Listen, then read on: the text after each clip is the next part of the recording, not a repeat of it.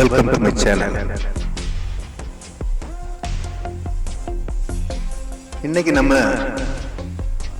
RX100 135ல கூடிய engine எப்படி dismantle பண்றது அப்படின்றத பார்க்கலாம். என்ஜினை பைக்கினுடைய சாசில இருந்து கழட்டி வெளியே வச்சிருக்கோம். இந்த என்ஜினை எப்படி டிஸ்மேண்டில் பண்றதா பார்க்க போறோம். இப்போ ஃபர்ஸ்ட் நம்ம அதனுடைய கிக்கர் தான் கழட்டுறோம். அதனுடைய எலன்கிய போல்ட்டை கழட்டிட்டு இப்படி லேசாக தட்டுறது மூலமா கிக்கரை கழட்டி நம்ம வெளியே எடுக்க முடியும். சில நேரம் கிக்கர் கொஞ்சம் ஹார்டாக இருக்க வாய்ப்பு, அதனால அந்த கிக்கருடைய ஜாயிண்ட்ல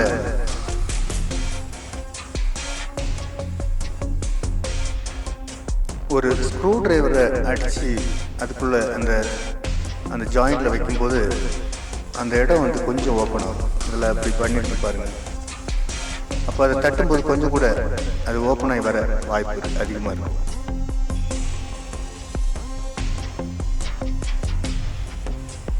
இந்த கிக்கர் கழட்டுறது கொஞ்சம் சிரமமாக தான் இருக்கு.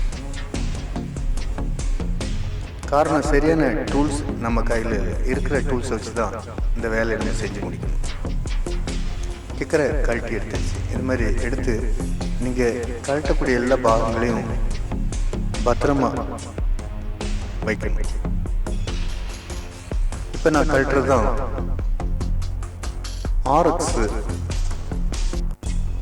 Yamaha RX-னுடைய oil pump. இந்த ஆயில் பம்பு தான் என்ஜினுக்கு தேவையான ஆயில் தேவையான அளவு கொடுக்கும். நீங்கள் ஆக்சிலேட்டர் கொடுக்கும்போது அந்த ஆக்சிலேட்டருக்கு தேவையான அளவான அந்த ஆயில் இந்த பம்பு என்ஜினுக்கு கொடுக்கும். இந்த ஆயில் இல்லைன்னா நம்ம என்ஜின் சீஸ் ஆகி போயிடும். இப்போ நம்ம என்ஜினுடைய ரவுண்டிங் போல்ட்ஸ் எல்லாம் கழட்ட தொடங்கிருக்கும். அதாவது கவர்ல வரக்கூடிய போல்ட்ஸ், இந்த போல்ட்ஸ் எல்லாம் கழட்டினாதான் என்ஜினை நம்ம டிஸ்மேண்டில் பண்ண முடியும். இந்த போல்ட்ஸ் கொஞ்சம் ஹெவியா இருக்கும்.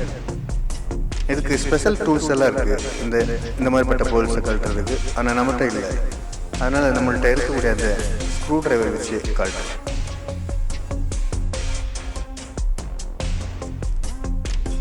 மேக்ஸிமம் போல்ட்ஸ் வந்து ஸ்லிப் ஆகாத மாதிரி பார்த்துக்கணும். ஸ்லிப் ஆயிடுச்சுன்னா அதை கழட்டுறது கொஞ்சம் சிரமமாக இருக்கும். இந்த போல்ட்ஸ் எல்லாம் கழட்டினதுக்கப்புறம் லேசாக அந்த பாகத்தை தட்டுறது மூலமாக அந்த கவரை நம்ம ஈஸியாக கழட்டி எடுத்துடலாம். உள்ளே இருக்கிறது தான் அந்த ஆயில் பம்பினுடைய கியர் வீல். அந்த வீல் தான் சுற்றும் போது அந்த பம்பு வேலை செய்யுது. இது வந்து என்ஜினுடைய பார்ட்ஸுகளை தான் நீங்கள் பார்த்துட்டு.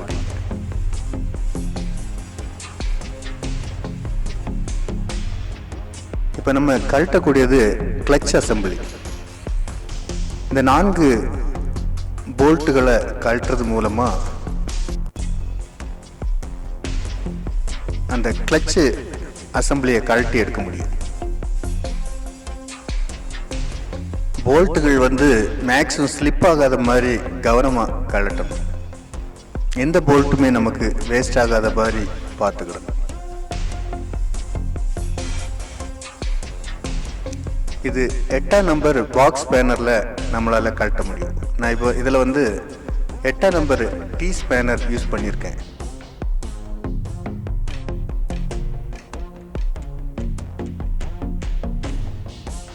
கிளட்ச் அசம்பிளியுடைய 4 போல்ட்டுகளையும் நம்ம கழட்டியாச்சு. இனி ஒவ்வொரு பார்ட்டையும் கழட்டும் போது ரொம்ப கவனமாக கழட்டணும். காரணம், சில பார்ட்டுகள் வந்து நமக்கு கிடைக்காம போகலாம். அது மட்டும் இல்லாமல் இந்த மாதிரி வண்டிகளுடைய பார்ட்ஸு ரொம்ப விலை கூடுனதாக இருக்கும். அதனால் எடுக்கும்போது ரொம்ப கவனமாக எடுக்கணும். நீங்கள் பார்க்குறதுக்கு வேண்டியது அந்த வீடியோவை ரொம்ப ஜூம் பண்ணி எடுத்துருக்கோம். ஒவ்வொரு பார்ட்ஸையும் நீங்கள் கையில் எடுத்து யூஸ் பண்ணுற மாதிரியே உங்களுக்கு ஒரு ஃபீலிங்கை கண்டிப்பாக இது கொடுக்கும்.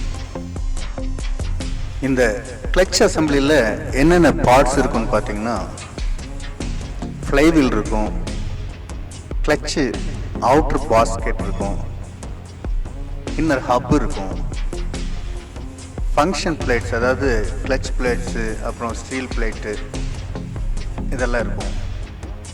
இப்போ நம்ம அந்த கிளச் பிளேட்டு ஸ்டீல் பிளேட்டு தான் கழட்டிட்டு இருக்கோம். லாக் நட்டு இருக்கும், வாஷர் இருக்கும், டென்ஷன் ஸ்ப்ரிங்ஸ் இருக்கும், போல்ட்ஸ் இருக்கும். இதை வந்து ஒவ்வொருத்தரும் ஒவ்வொரு பேர்களில் சொல்லுவாங்க.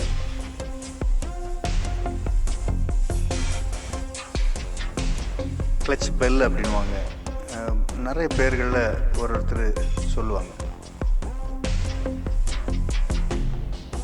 அதுக்குள்ள ஒரு புஷ் ராட் இருக்கும்.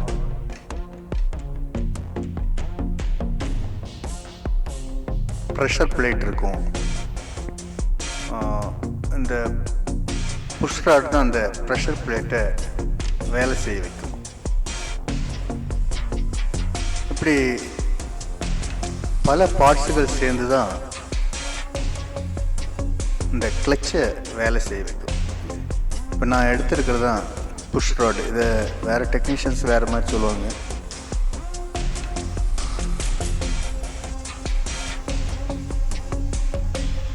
நான் கழட்டிகிட்டு இருக்கிறது கிளச் பெல், அதாவது இன்னர் ஹவுசிங்கை கழட்டிகிட்டு இருக்கு. அதோட நட்டை தான் கழட்டிகிட்டு இருக்கு. இதில் பார்த்தீங்கன்னா ஒரு நட்டும் வாஷரும் இருக்கு.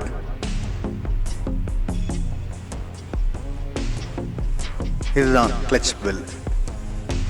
இன்னர் ஹப்னு கூட இதை நம்ம சொல்லலாம். இதில் ஒரு ட்ரஸ்ட் வாஷர் இருக்கு.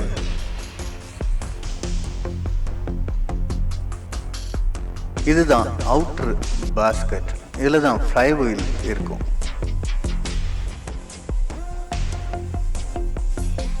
இதில் இருக்கக்கூடிய பார்ட்ஸ் எல்லாம் ரொம்ப கவனமாக கழட்டணும். காரணம் எல்லாமே விலை கூடின பொருட்கள். இப்போ நான் எடுத்தது தான் கிளச்சினுடைய புஷ். இந்த புஷ் தான் அந்த இடத்துல பேரிங் போல வேலை செய்யும்.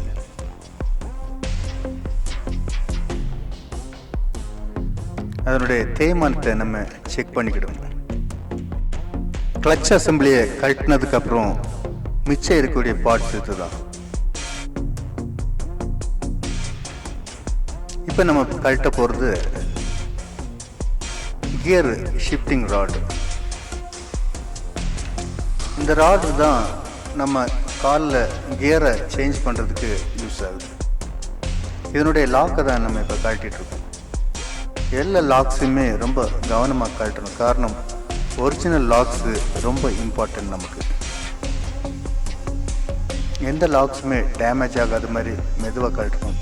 அதுக்குள்ளே டூல்ஸ் இருந்தால் நீங்கள் அதை கழட்டுறது ரொம்ப ஈஸியாக இருக்கும். நம்மகிட்ட அந்த டூல்ஸ் இல்லாததுனால ஸ்க்ரூ டிரைவர் வச்சு கழட்டுறோம்.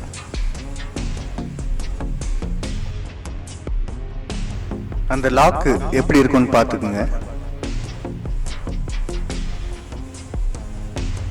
அது கீழே ஒரு வாஷர் கொடுத்துருக்காங்க, டிஸ்டன்ஸ் வாஷர்.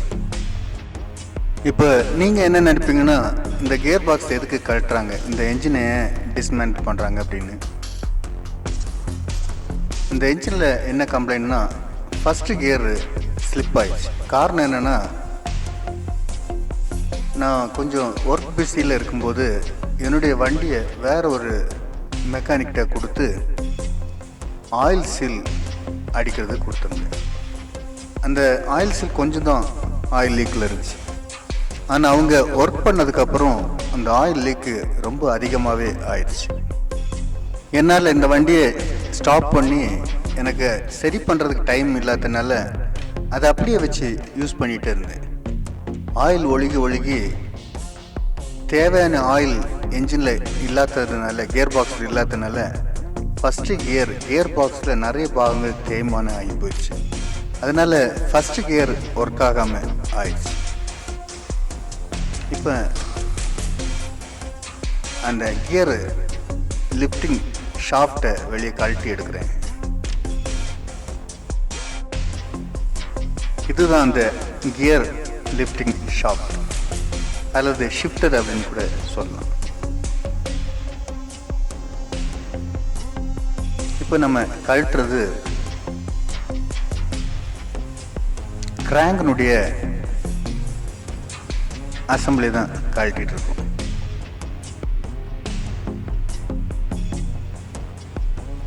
அதில் ஒரு லாக் வாஷரும் ஒரு ஸ்க்ரூவும் கொடுத்துருக்காங்க, ஸ்க்ரூ போல்ட்டும் கொடுத்துருக்காங்க.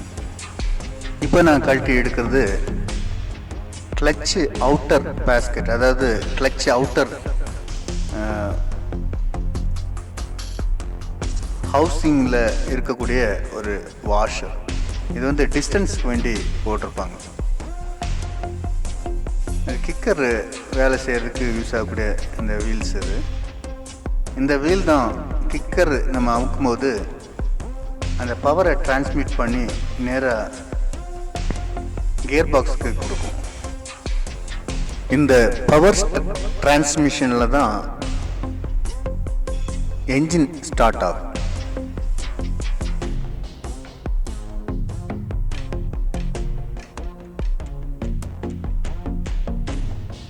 இப்போ நம்ம கழட்டிட்டு இருக்கிறது தான் கியர் ஷிஃப்டர்னுடைய ஸ்டாப்பர்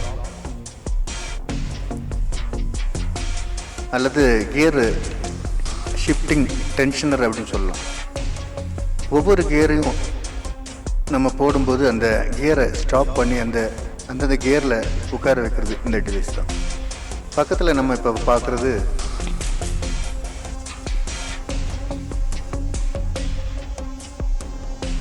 டென்ஷனர் பிளேட்டு. இந்த பிளேட்டு தான் உள்ளே இருக்க பேரிங்கை மூவ் ஆகாமல் பாதுகாக்கும். அது மட்டும் இல்லாமல் அந்த டென்ஷனருக்கு வரக்கூடிய ஸ்ப்ரிங்கை அதில் லாக் பண்ணி வைக்கிறதுக்கும் யூஸ் ஆகுது.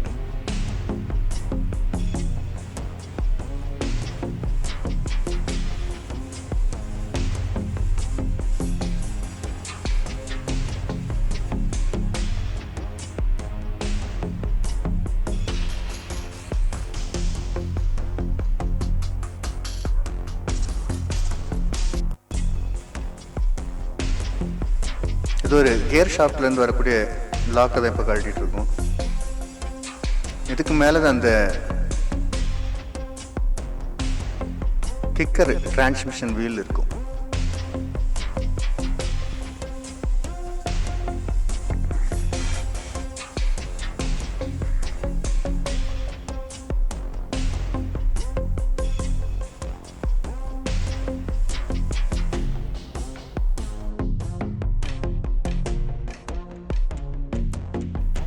இப்போ நம்ம கழட்டுறது தான் கிக்கர் அசம்பிளி.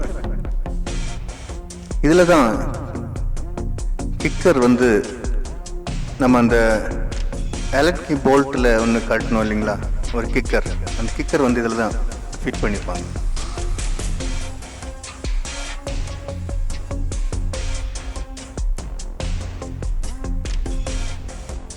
இதுதான் என்ஜினுடைய கிராங்கில் வரக்கூடிய கியர் வீல். ஃப்ளை வீல் சுற்றி இதில் பவரை டிரான்ஸ்மிட் பண்ணும்போது என்ஜின் ஸ்டார்ட் ஆகுது. இப்போ நம்ம கழட்டிட்டு இருக்கிறது மேக்னெட். இந்த மேக்னெட்டுக்குள்ளே இருக்கக்கூடிய காயில்ஸ் மூலமாக தான் கரண்ட் வந்து ஜென்ரேட் ஆகும். நம்ம சைக்கிள்களில் இருக்கக்கூடிய டைனமோ மாதிரிப்பட்ட ஒரு வேலையை தான் இது செய்யும். தேங்க்யூ ஃபார் வாட்சிங்.